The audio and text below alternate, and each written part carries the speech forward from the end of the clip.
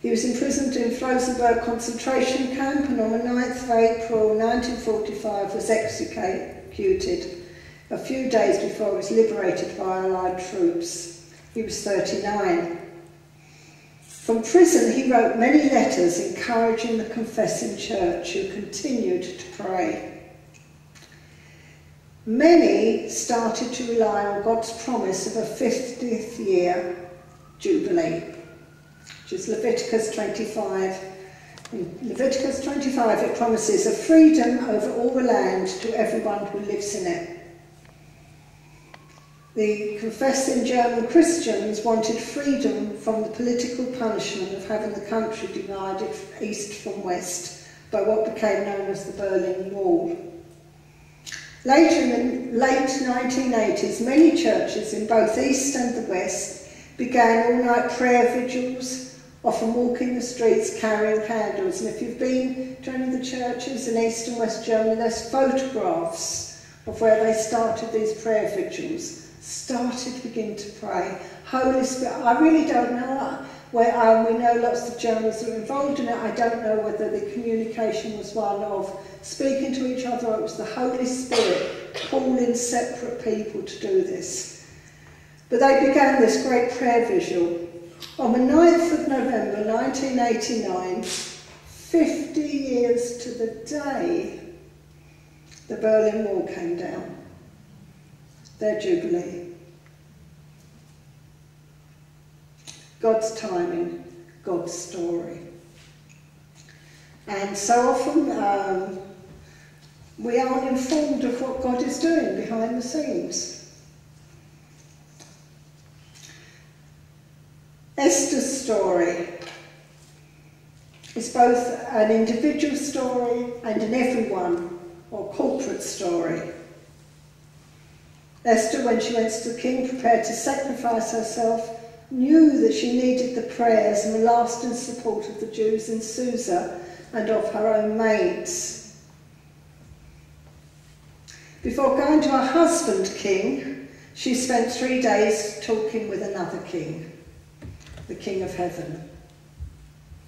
Esther talked with God as she prepared herself to talk to her husband. I'm going to tell you a personal for such a time as this story. Not the last Lambeth conference, but the Lambeth conference before. There were several political moves to adopt a more liberal approach to the conflicts regarding sexuality. As some of us know, it's still going on. It was decided by some influential pressure group to have an off-campus discussion on the subject. I was approached, along with the Reverend Norman Arnold as part of the Pastoral Care Ministries and Reverend Chris Guinness of Living Waters, to organise the evening.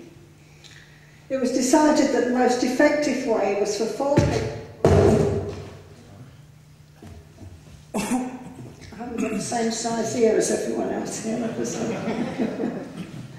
It was decided for this off-campus meeting that the most effective way was for 4 people who'd experienced sexual healing or transformation to tell their stories, to give their testimonies.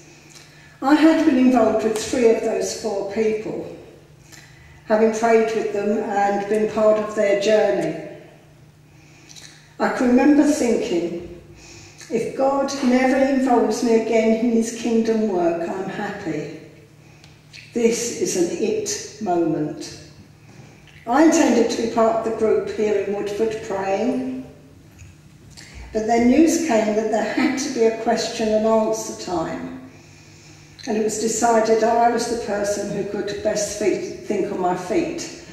And so I was asked to go. I was really quite nervous, wrongly imagining it would be like some formal occasion in the House of Lords, you know, Lambeth Conference, don't you, or some sort of court case somewhere. However, the verse that came to mind was, for such a time as this. And so I said yes, and I agreed. I left to go to Canterbury with the people who were telling their stories. Michael Cole, who was the vicar here at the time, came over to our house with Ron and the others to all pray. There were 400 bishops, 5 archbishops. Fortunately, when we arrived, we were met by some amazing African bishops who were all ever so kind and encouraging, and were a bit like the House of Lords. They called me sister and said hallelujah. It was wonderful. And I somehow managed to come across a group who were doing some intercessions, and asked them if God had given them anything. And they said that they had a picture that our meeting would be like the oil on the hinge of a door, that would continue to keep the door open, would continue to help discussions carry on. I'm really quite happy with that. I'm happy to be the oil on the hinge of a great big door. Keep it open. Meeting was absolutely amazing. Didn't understand half the questions that they asked me, but I just told more stories. So people can't argue with you, can they? If you say, well, this person said this, and I prayed that, and that happened. So the meeting was amazing. Now, what happens in a talk like this when there's some of you sitting there thinking, well, I haven't got a story like that. I'm not Dietrich Bonhoeffer. I'm not Lin Button. But that's really because we're blind to what is going on.